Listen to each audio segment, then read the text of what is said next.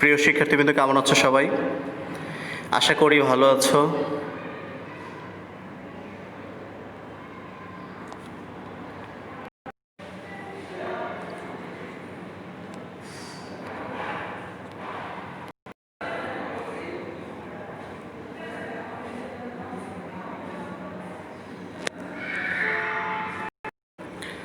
আজ তোমাদের সাথে এই সৃজনশীল কোয়েশ্চেনটি নিয়ে আলোচনা করব। প্রথমে প্রশ্নটি দেখো। 1 জানুয়ারি 2016 তারিখে মিস্টার আরমানের সম্পদ ও দায়ের পরিমাণ ছিল নিম্নরূপ: ভূমি ও দালান কোঠা হচ্ছে 15 লক্ষ টাকা, ব্যাংক ঋণ 50,000 টাকা, গহনা আছে 40,000 টাকা, আসবাবপত্র 60,000 টাকা। সে বছর তার প্রাপ্তি ও প্রদান ছিল নিম্নরূপ। তো প্রাপ্তির পাশে আছে বেতন 3,60,000 টাকা, বাড়ি ভাড়া আছে 90,000 টাকা, কৃষি আয় আছে 50,000 টাকা। এক্ষেত্রে টোটাল প্রাপ্তির পাশে আছে 5 লক্ষ টাকা।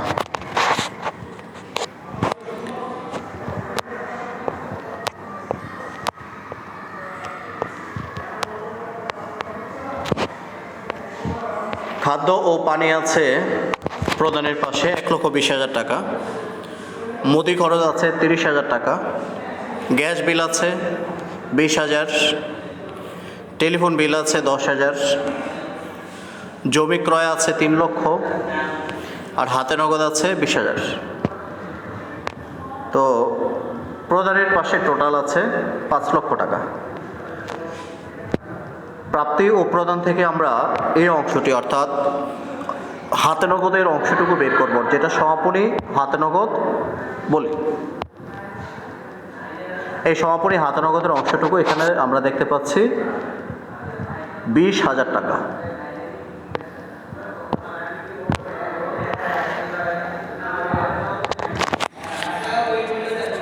তো আমাদের যা করতে হবে সেটা হচ্ছে কোন কোয়েশ্চেনে করতে হবে। আরমান সাহেবের পারিবারিক তহবিল, খ নং কোয়েশ্চেনে আয় বিবরণী, আর গ নং কোয়েশ্চেন হচ্ছে আর্থিক অবস্থার বিবরণী। পারিবারিক তহবিল নির্ণয় করতে গেলে তোমরা জানো যে প্রারম্ভিক যে সম্পদ আছে, সম্পদ থেকে আমাদের প্রারম্ভিক দায়ের টাকা মাইনাস করতে হবে। তাহলে এই অংশের মধ্যে আমরা প্রারম্ভিক সম্পদের মধ্যে কী কী পাচ্ছি তোমরা দেখো। যে ভূমি ও দালান কোঠা আছে 15 লক্ষ টাকা, গহনা আছে 40,000 টাকা, আর আসবাবপত্র আছে 60,000 টাকা। এ থেকে আমরা দায়ের অংশ বাদ দেব। দায়ের অংশের মধ্যে আছে ব্যাংক ঋণের টাকা আছে 50,000 টাকা। এটা বাদ দিলে আমরা পাই 15,50,000 টাকা। অর্থাৎ এক্ষেত্রে আমরা প্রারম্ভিক সম্পদের যে অংশগুলো আছে সেটা থেকে প্রারম্ভিক দায়ের মধ্যে মাত্র একটা এন্ট্রি পাচ্ছি, সেটা হচ্ছে ব্যাংক ঋণ। এই টাকা আমরা মাইনাস করব। মাইনাস করলে যে অংশ পেয়ে যায় সেটার নাম হচ্ছে পারিবারিক তহবিল। এই পারিবারিক তহবিল 15,50,000 টাকা হবে। এইভাবে তোমরা পারিবারিক তহবিল নির্ণয় করবে। চলে আসে এবার খ নং অংশে। খ নং অংশে চেয়েছিল আয় বিবরণী। তো আয় বিবরণী প্রস্তুত করতে গেলে আমাদেরকে আয় বিবরণী প্রথম অবস্থায় চার্ট করতে হবে। তো মিস্টার আরমানের আয় বিবরণী,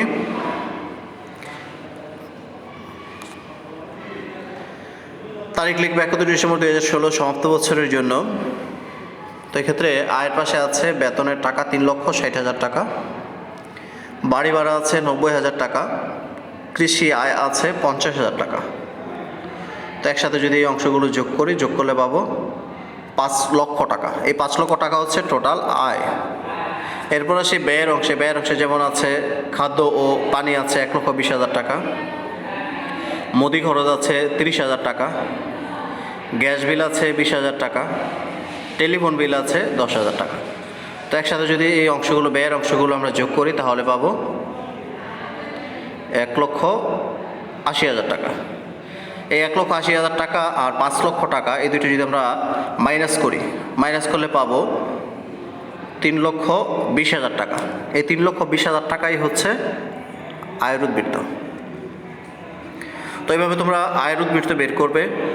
তাহলে আয়ের উদ্বৃত্ত বের করতে গেলে কি করতে হয়, সেটা হচ্ছে আয় থেকে আমরা ব্যয়গুলো বাদ দিয়ে দেব। তো আয় থেকে ব্যয় বাদ দিলে তখন তোমরা আয়ের উদ্বৃত্ত পাবে। তো আয়ের এন্ট্রিগুলোর মধ্যে কী কী থাকে, যেমন একটি পরিবারের যিনি কর্মক্ষম ব্যক্তি তিনি অর্থাৎ যিনি উপার্জন করে তিনি কী কী বাবদ তার পরিবারে উপার্জন করে, যেমন যদি কোথাও চাকরি করে থাকে তাহলে বেতন পাবে, তারপর বাড়ি ভাড়া দিয়ে থাকলে বাড়ি ভাড়া আয় হবে। সম্পূর্ণ একটি পরিবারের কৃষি যদি জমি জমা বা কৃষি কাজ করে তাহলে সেখান থেকেও কিছু আয় হয়, সবগুলো মিলে একসাথে এখানে যোগ করো। মিস্টার আরমান এই অংশের মধ্যে দেখা যাচ্ছে বেতন পায়, বাড়ি ভাড়া পায়, কৃষি আয় হয় এগুলো। ঠিক তেমনি তার পরিবারের আবার কিছু ব্যয়ও আছে।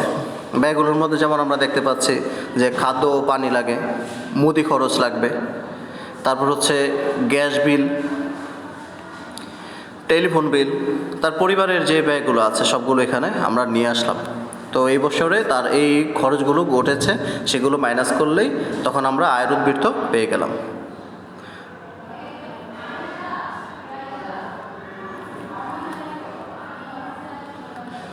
তো এইভাবে তোমরা আয় ব্যয় বিবরণীর মাধ্যমে আয়ের উদ্বৃত্ত নির্ণয় করবে।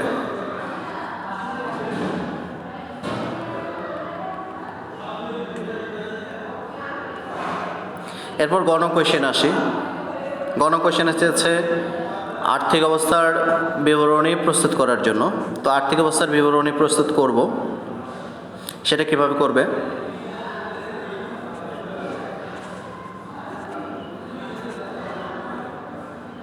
দুইটা পার্ট আছে, একটা হচ্ছে সম্পদ, আরেকটা হচ্ছে পারিবারিক তহবিল ও দায়সমূহ। তো সম্পদ পাশে হাতে নগদের টাকা লিখবে, ভূমি ও দালান কোঠার টাকা লিখবে, জমি ক্রয়ের টাকা লিখবে। এখন প্রশ্ন হচ্ছে এইগুলো কেন আসবে? এই অংশের মধ্যে দেখবে যে হাতে নগদের টাকাটা প্রারম্ভিক দিনেও আছে, আবার সমাপনী দিনেও আছে। তাহলে সেক্ষেত্রে মনে রাখবে সবসময় যে সমাপনী অংশটা আমরা এখানে নিয়ে আসব, প্রারম্ভিক অংশটা আনবো না। কেন? কারণ প্রারম্ভিক দিনে যে টাকা ছিল সেগুলো সারা বছরে হয় কিছু খরচ হয়েছে নতুবা কিছু আয় হয়েছে, অর্থাৎ এগুলো একটু চেঞ্জ হয়েছে। চেঞ্জ হওয়ার পরে বছরের শেষ দিন যেটা আছে সেটাই নিয়ে আসতে হয়। তাহলে সেক্ষেত্রে আমরা শেষেরটাই এখানে নিয়ে এসেছি।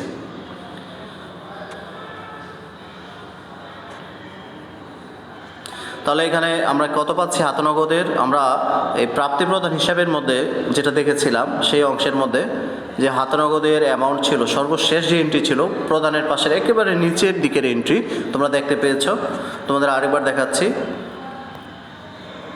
তোমাদের এই যে এই কোয়েশ্চেনে এটা দেয়া সর্বশেষ যে এন্ট্রি ছিল সেটি ছিল 20,000 টাকা। এই অংশটি এইটাই হচ্ছে সমাপনী হাতে নগদ, সেই হাতে নগদের টাকাটা এখান থেকে নিয়ে আসবে। তো হাতে নগদের টাকা এখানে লিখেছি 20,000। এরপর ভূমি ও দালান কোঠা 15 লক্ষ, এর সাথে জমি ক্রয় যোগ করেছি 3 লক্ষ। তো একসাথে যদি আমরা যোগ করি তাহলে পাবো 18 লক্ষ টাকা। এই 18 লক্ষ টাকা এখানে জমি ও দালান কোঠার সাথে জমি ক্রয়ের যোগফলটি। তারপর লিখবো গহনার টাকা আছে 40,000, আসবাবপত্র আছে এখানে 60,000।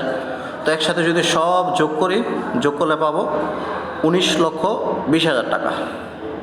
এই 19,20,000 টাকাটাই হচ্ছে এখানে মোট সম্পদ। এরপর সেই পারিবারিক তহবিল ও দায়সমূহের অংশে। পারিবারিক তহবিল ও দায়সমূহের অংশে আমরা প্রথমত কোন কোয়েশ্চেনে যেটা পেয়েছিলাম সেটা হচ্ছে পারিবারিক তহবিল, সেই অংশটুকু টাকা এখানে লিখব 15,50,000 টাকা। আর এর সাথে আয়ের উদ্বৃত্তের টাকা যোগ করব 3,20,000, যেটা আমরা খতে পেয়েছিলাম। সেই টাকাটুকু যদি এখানে আমরা যোগ করি তাহলে যোগ করলে পাবো 18,70,000 টাকা। এই 18,70,000 টাকা হচ্ছে পারিবারিক তহবিল আর আয়ের উদ্বৃত্তের যোগফল।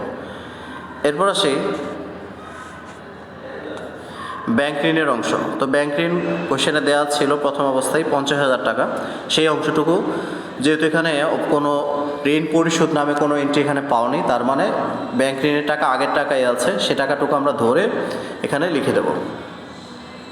তাহলে এই অংশটুকু যদি আমরা একসাথে যোগ করি 18,70,000 এবং 50,000, তাহলে সেক্ষেত্রে আমরা কত পাচ্ছি? সেক্ষেত্রে পাবো 19,20,000 টাকা। এই 19,20,000 টাকাই হচ্ছে পারিবারিক তহবিল ও দায়সমূহের, অর্থাৎ মোট দায় ও পারিবারিক তহবিলের অংশ।